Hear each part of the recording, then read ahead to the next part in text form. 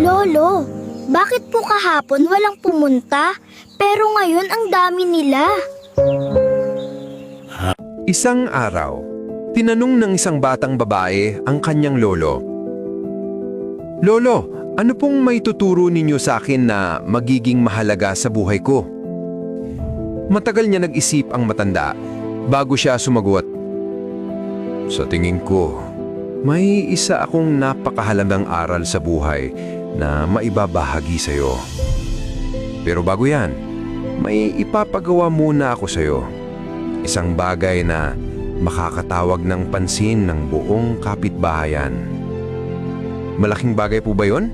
Tanong ng bata na may ngiti sa mukha. Tulad ng ano, lolo? Sandaling tumigil ang matanda, saka siya sumipol. Gusto kong ikutin mo ang ating paligid at sabihin sa lahat ng kapitbahay na nakakita ako ng kayamanan at ako na ang magiging pinakamayamang tao sa buong baryo. Ginawa ng batang babae ang inuutos kahit hindi pa niya gaanong nauunawaan ang dahilan nito. Pagbalik niya, maghapon silang naghintay ng kanyang lolo hanggang gabi na. Ngunit ni isa sa kanilang mga kapitbahay ay hindi dumalaw upang batiin o makisayma sa kanila. Kinabukasan, muling nagsalita ang matanda. Ngayon, gusto kong balikan mo ulit ang mga kapitbahay at sabihin mong kagabi ay nanakawan kami. Ninakaw ang kayamanan at nawala ang lahat. Sabihin mong wala na akong natira. Muli, sumunod ang bata. Pero hindi pa nagtatagal, nagulat siya sa dami ng tao na nagpuntahan sa kanilang bahay. Nagkukumpul-kumpol, nag-uusyoso, nagtatanong.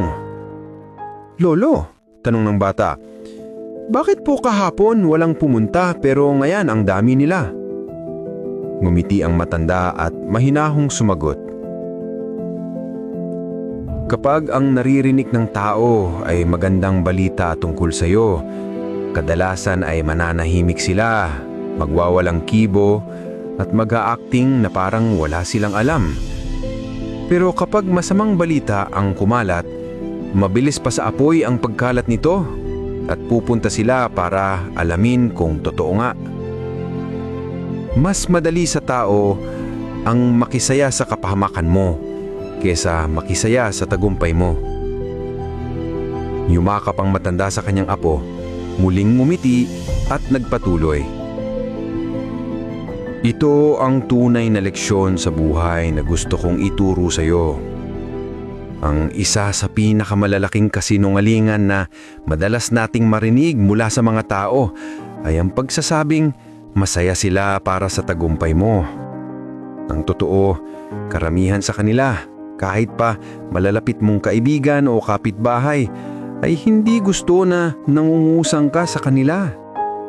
Kapag nararamdaman nila na mas umaangat ka kaysa sa kanila, nagiging banta ka. Hindi nila ito laging pinapakita, pero sa loob-loob nila may selos at inggit. Gusto rin nilang mapasa kanila ang buhay na meron ka. Pero anak, mahalaga ring tandaan, hindi mo kontrolado ang galaw ng ibang tao o ang opinyon nila sa iyo. Ang kontrolado mo lang ay ang sarili mo. Kaya imbes na ubusin ang oras mo sa pag-aalala kung ano ang iniisip nila, ituon mo ang panahon mo sa pagiging pinakamahusay na bersyon ng sarili mo. Itigil mo ang pagtangkang baguhin sila. Itigil mo ang pag-aalala sa ginagawa nila. Ituon mo ang sarili mo sa mga pangarap mo. Sundin mo ang tibok ng puso mo at huwag mong hayaang may sino man o anumang bagay ang pumigil sa iyo sa pag-abot ng mga pangarap mo.